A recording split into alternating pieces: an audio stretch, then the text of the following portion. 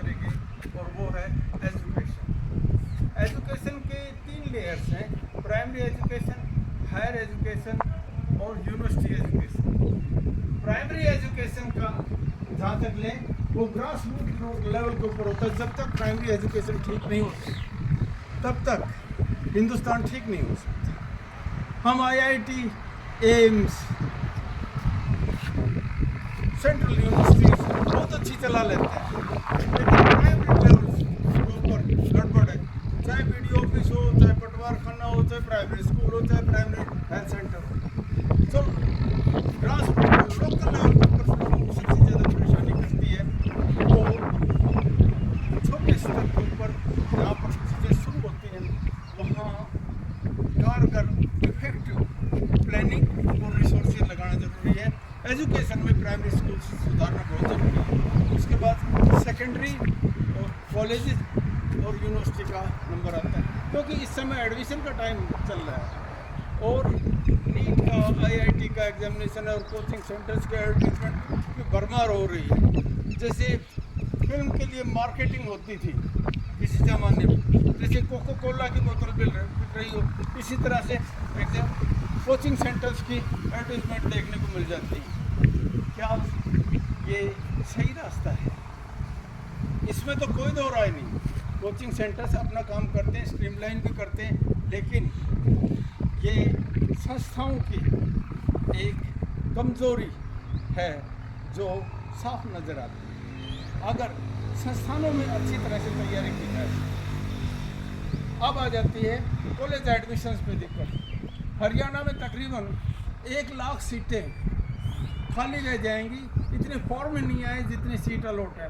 Formal colleges में विशेष तौर से जहाँ आर्ट, साइंस और कॉमर्स हैं, धड़ाधड़ कॉलेज खोल तो दिए, लेकिन फैकल्टी रिक्रूट नहीं कर रही। और जो रिक्रूट कर रखी है उसकी भी क्वालिटी, जो स्टैंडर्ड क्वालिटी होनी चाहिए, वो शायद सारे हिंदुस्तान में इसी तरह का चल रहा है। यही हालत है हमारी दूसरी चीज़ों की, जैसे विश्वविद्यालय में भी जो रिक्रूटमेंट नॉमिनेशन से होती हैं, रजिस्ट्रार की, वाइस चांसलर की, उस आप लोगों को सबको पता है किस तरह से हो जाती हैं। और सबसे बड़ी बात होती है एग्जामिनेशन की। जो जितने भी कॉम्पिटिटिव एग्ज़ाम्स हैं उनकी हालत क्या हो गई है, शायद ही कोई ऐसा पेपर है जो दोबारा नहीं होता। और पब्लिक सर्विस कमीशन और एसएसबी की ने उन्होंने और भी जिस तरह से घाव में नमक डाल रखा और आग में जहाँ तेल और डाल दिया हो, यानी हालत बहुत अच्छी नहीं है। सबसे पहले एडमिशन को सुधारना पड़ेगा, उसके बाद टीचिंग को सुधारना पड़ेगा।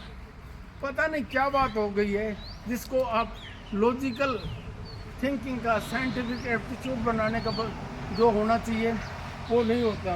इतने दबे हुए लोग, ओरिजिनल विचार जहाँ पर किसी ज़माने में दार्शनिक नज़र आते थे प्रोफेसर, वो अब ऐसा लगता है बोलते हुए भी झिझकते हैं। रिसर्च पेपर्स की और रिसर्च की जो डिग्री दी जाती हैं उनके बारे में तो जितना कम बोला जाए उतना अच्छा है। वो आप देख लीजिए, जितनी पीएचडी की जो डिग्रीज हैं वो कैसी आ रही हैं, किस क्वालिटी की आ रही हैं, मेरा ख्याल है बताने की ज़रूरत नहीं है। रिसर्च पेपर्स हैं वो ज़्यादातर इस तरह से आ रहे हैं, कट कॉपी पेस्ट का नज़र आता है, या आजकल जो आर्टिफिशियल इंटेलिजेंस से मिल जाती हैं चीज़ें, उनको ले दे के फील्ड में नहीं जाते, डाटा कलेक्शन नहीं करते, रिसर्च पे प्रॉब्लम आ रही है। बच्चे कॉलेज में किसी में जाके देख लीजिए आप, और अच्छी संस्थाओं अटेंडेंस ही बहुत पुअर हो गई। फॉर्मल कॉलेजेस के बच्चे तो कोचिंग सेंटर्स पे, लाइब्रेरीज में चले जाते हैं, अटेंडेंस है ही नहीं। इसका मतलब कॉलेज किस लिए खोले? अगर आप समय रहते इन चीज़ों को नहीं सुधारेंगे तो इतना बड़ा नुकसान हो जाएगा जो कभी रिपेयर हो ही नहीं सकेगा। और बेहतरीन से बेहतरीन प्रशासक लगाइए, बेहतरीन से बेहतरीन संस्थाएं जिसको अट्रैक्ट, जिस इनवाइटिंग सा इंफ्रास्ट्रक्चर होना चाहिए, बच्चों का आने की इच्छा हो। और सबसे ज़्यादा ज़रूरी, मैं पहले भी कह रखा हूँ, प्राइमरी स्कूल है उनको सुधारने की सबसे ज़्यादा ज़रूरत है।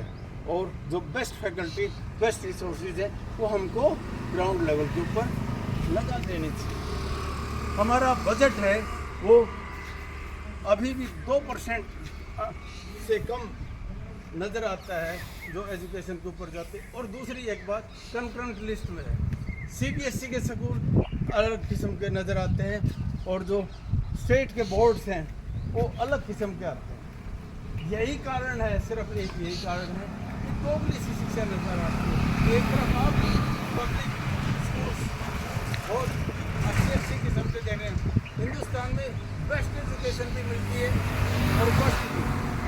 हालांकि हमारे वर्ल्ड स्टैंडर्ड की आ रही है, एम्स हमारी बहुत अच्छे काम कर रही हैं, सेंट्रल यूनिवर्सिटीज़ कुछ काम कर रही हैं, JNU जैसी संस्थान हमारे पास बहुत अच्छी हैं, जादवपुर यूनिवर्सिटी बहुत अच्छी, कुछ प्राइवेट यूनिवर्सिटी जैसे अशोका यूनिवर्सिटी है वो अच्छा काम कर रही है, लेकिन बार बार उन लोगों को डिस्टर्ब किया जा रहा है, अच्छा नहीं लगता। आप प्रश्न करते हैं तो इस बात की खुशी होनी चाहिए, क्योंकि तरक्की क्रिटिसिज्म के साथ जुड़ी हुई है, मोनोलॉग नहीं होना चाहिए दोनों तरफ से। और ज्ञान का तो ये है, ज्ञान का एक रास्ता है वो बहस है, एक रास्ता है डिस्कशन, रिसर्च, एनालिसिस। और अब आप जब डिजिटल इंडिया की बात कर रहे हैं, तो कौशल की बात कर रहे हैं, वो इंडस्ट्री भी कभी आपकी डेवलप होंगी जब आपके संस्थान अच्छे होंगे, कौशल होंगे। हमको कटिंग एज अगर इंडस्ट्री में करना है तो मुकाबला करना है तो संस्थाएं अच्छी करनी पड़ेगी, खड़ी करनी पड़ेगी। हमारा लेबर वर्क फोर्स में लगभग 52% ऐसा लेबर फोर्स है जो काम में लगाने लायक ही नहीं है, ये रिपोर्ट आ रही है। इसका मतलब कौशल बहुत ज़रूरी है। डिजिटल इंडिया काम कर रहे हैं, उसके लिए एक इंफ्रास्ट्रक्चर की ज़रूरत पड़ेगी और संस्थाओं में बहुत पैसा रिसर्च के ऊपर भी लगाना पड़ेगा, टीचिंग फैकल्टी पे भी लगाना पड़ेगा, मॉनिटर भी करना पड़ेगा, एग्जामिनेशन सिस्टम को सुधारना पड़ेगा। और सबसे ज़्यादा ज़रूरत है वो एक बिल की, कि हमको सुधारना ही सुधारना है हिंदुस्तान को। देखिए आगे के ऊपर बैठा हुआ है हिंदुस्तान तरक्की के, हम बहुत आगे बढ़ सकते। ये जो छोटी छोटी चीज़ें हो जाती हैं वो ब्रेक लगा देती हैं, और हमको ये ब्रेक हटा के और दोबारा से उसी तरह से स्टेडली कंसिस्टेंटली बहुत आगे बढ़ना है।